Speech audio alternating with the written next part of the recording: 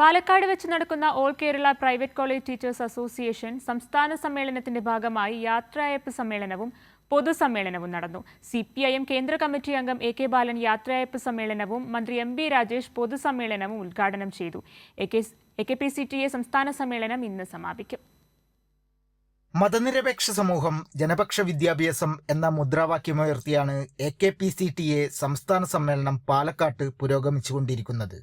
സമ്മേളനത്തിന്റെ ഭാഗമായി യാത്രയയപ്പ് സമ്മേളനവും പൊതുസമ്മേളനവും നടന്നു.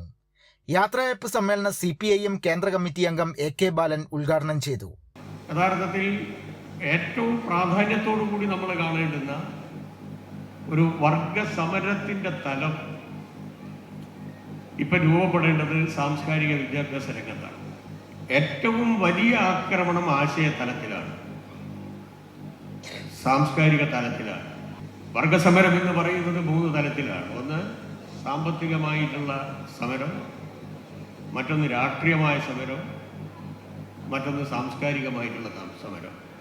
സമ്മേളനത്തിന്റെ ഭാഗമായി നടന്ന റാലിയും പൊതുസമ്മേളനവും മന്ത്രി MB രാജേഷ് ഉദ്ഘാടനം ചെയ്തു. രാജ്യത്ത് മോദി ഭരണകൂടം അസാധാരണ നടപടികളുമായാണ് മുന്നോട്ടു പോകുന്നതെന്ന് MB രാജേഷ് പറഞ്ഞു. വിവിധ ജില്ലകളിൽ നിന്നായി 400 പ്രതിനിധികൾ 67ാമത് സംസ്ഥാന സമ്മേളനത്തിൽ പങ്കെടുക്കുന്നത്. ഇന്ന് പുതിയ കമ്മിറ്റിയെയും ഭാരവാഹികളെയും AKPCTA സംസ്ഥാന സമ്മേളനം തെരഞ്ഞെടുക്കും. കൈരളി ന്യൂസ്, പാലക്കാട്.